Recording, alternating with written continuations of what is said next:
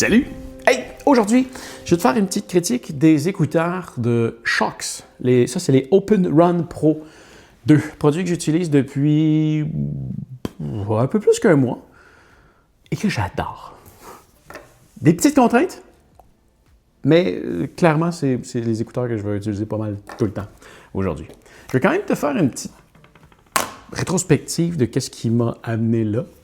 Depuis toujours, j'utilisais des écouteurs intra-auriculaires, que ce soit de l'époque avec un fil jusqu'au sans fil. Et ça n'a jamais été vraiment un produit que j'ai aimé. Premièrement, parce que je fais énormément de cire dans mes oreilles, puis ça se ramasse tout le temps pogné là-dedans. C'est dégueulasse. Et ben, c'est ça. Ça tombe. Ça ne tient pas dans mes oreilles. Puis à long terme, à l'avoir là-dedans, ça me crée une espèce d'humidité. Je fais même faire de l'eczéma dedans. C'est pas génial. J'ai eu une alternative. Ça, c'est une compagnie qui s'appelle Open Rock qui m'a envoyé ça, qui est un écouteur qui vient sur l'oreille. Fait que là, lui, il n'est pas dedans, il est dessus. Ça tient bien, mais ça joue pas super bien. Puis je trouvais qu'il manquait de volume à ça. Et là, j'ai essayé ça dans un magasin et c'est absolument génial. Quand je l'ai essayé en magasin, il y avait c'est un démo qui est fait par Shokz, puis il y a une musique qui joue dedans, puis ça joue excessivement bien sur le coup. Je me dis, wow, c'est probablement les meilleurs écouteurs que j'ai écoutés. Puis bon, à force de les écouter à tous les jours, non, c'est pas la qualité à tout casser. Ça joue quand même très bien. Ça joue très bien.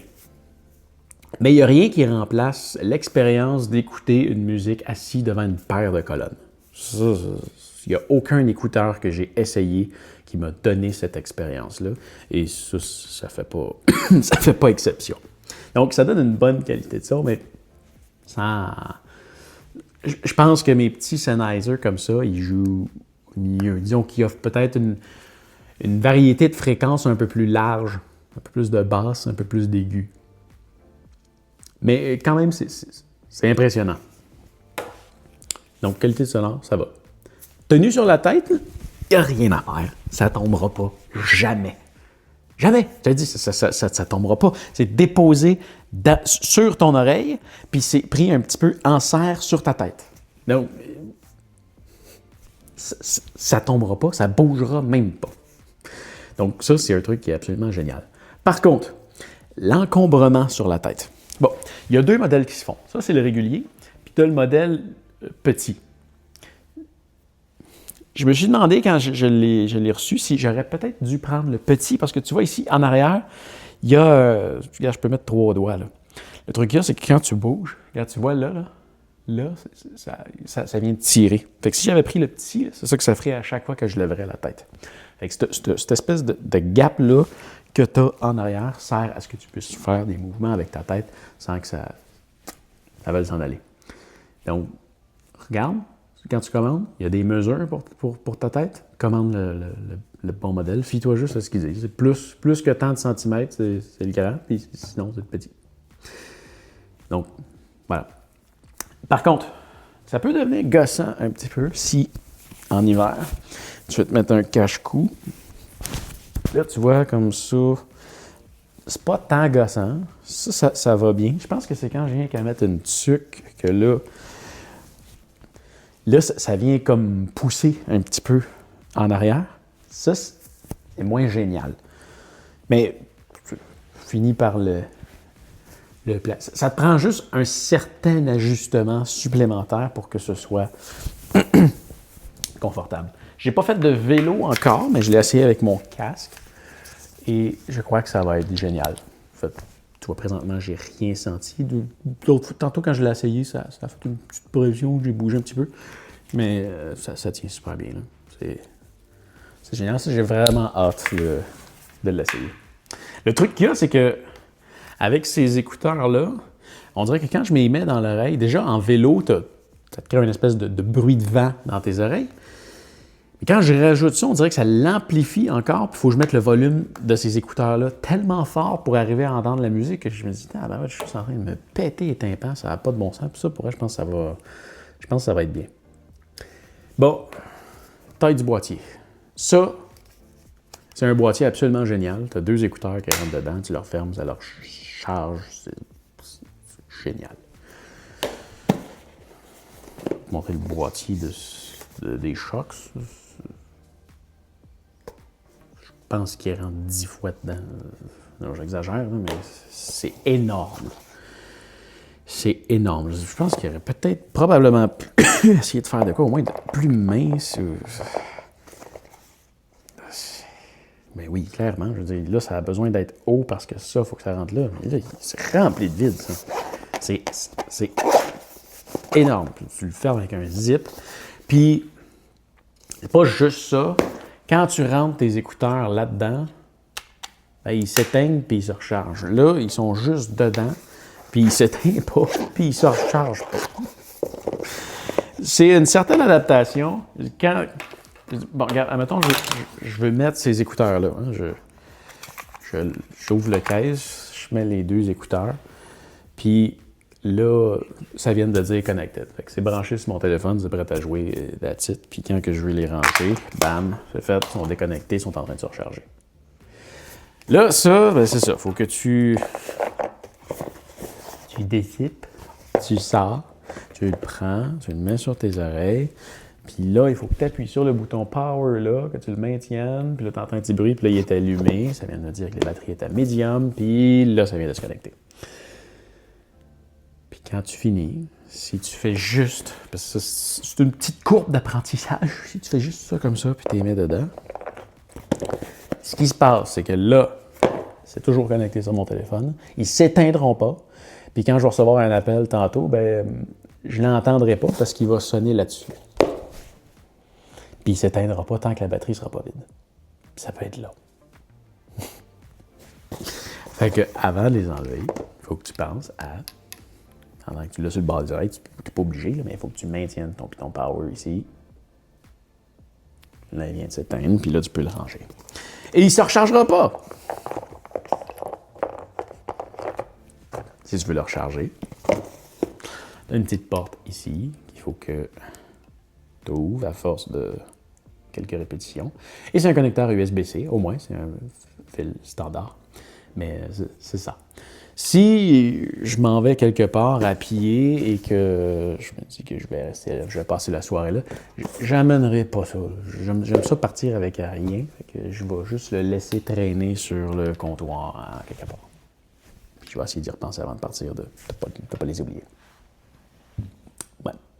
Il y a un bouton de contrôle, celui que je t'ai montré pour le power, qui est juste ici, que tu peux utiliser pour contrôler le volume aussi. Donc ça, c'est le fun. Je pense particulièrement à quand je suis en vélo et que mon téléphone est dans ma sacoche en arrière, mon petit sac, ben, je peux contrôler le volume à partir d'ici. Ça, c'est le fun. Ensuite de ça. Bon. Je ne l'ai pas dit, hein, mais en fait, ça, c'est des écouteurs à conduction osseuse. C'est quoi ça? Quand tu le regardes rapidement, comme ça ici, on dirait qu'il y a comme un petit speaker ici. Puis là, tu te dis, ben, c'est parce que c'est le petit speaker qui est juste là, sur le bord de mon trou d'oreille, qui fait en sorte que j'entends la musique. Mais non. Il y a peut-être une partie du son qui passe par là, mais c'est peut-être 10%. Je pense que ça permet de rajouter certaines fréquences. Là. Mais si tu te bouches les oreilles complètement, là, je dis, tu te fermes l'entrée du tympan des 2 bords comme ça, tu vas voir, c'est impressionnant la qualité de son que tu vas avoir. Puis pourtant, ton canal d'entrée de son est bloqué. Donc, la conduction osseuse, c'est que ça ici, ça vient faire une petite vibration qui se transmet à ton tympan, qui te fait entendre la musique ou peu importe ce que tu écoutes. C'est cool. C'est cool. Mais c'est ça, le fait que ce soit ouvert, ça a l'avantage que tu entends tous les bruits environnants. Donc, quand tu es en train de marcher sur la rue, tu entends les gens qui marchent à côté de toi, tu entends les autos qui passent à côté de toi, tu entends s'il y a un camion qui est en train de te foncer dessus en arrière, et que tu n'entendrais pas si tu avais les oreilles bouchées avec la musique qui joue dedans. Le désavantage, c'est que tu entends tous les bruits environnants. C'est autant un avantage qu'un désavantage. Tu n'es pas dans ta bulle. Tu entends tout ce qu'il y a autour de toi. Puis si tu es en train de... Moi, je l'utilise, c'est ça, comme je disais, pour écouter des podcasts ou parler au téléphone.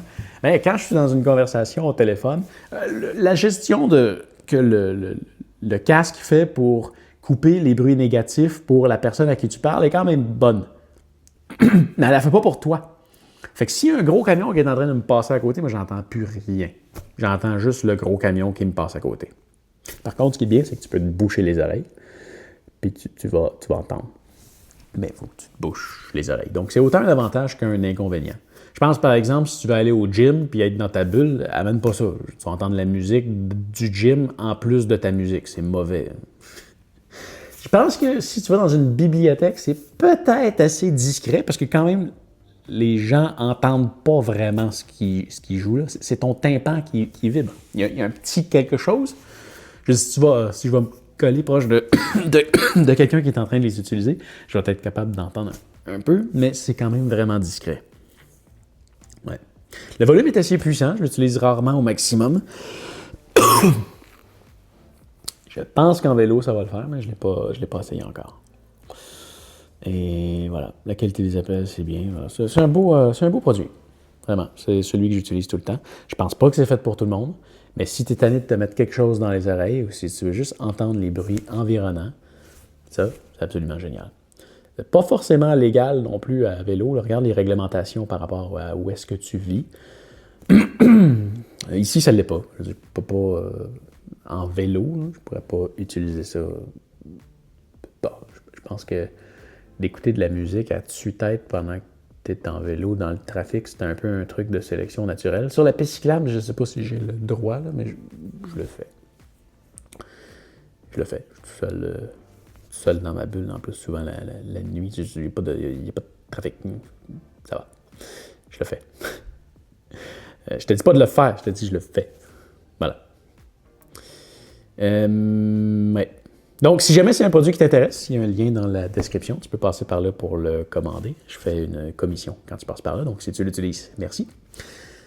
Encore une fois, j'espère que ça va t'avoir aidé, que ça va t'avoir informé. Et si jamais tu as des questions, n'hésite pas, tu peux me les poser dans les commentaires. Fais attention à toi et on se revoit dans une autre vidéo. Salut!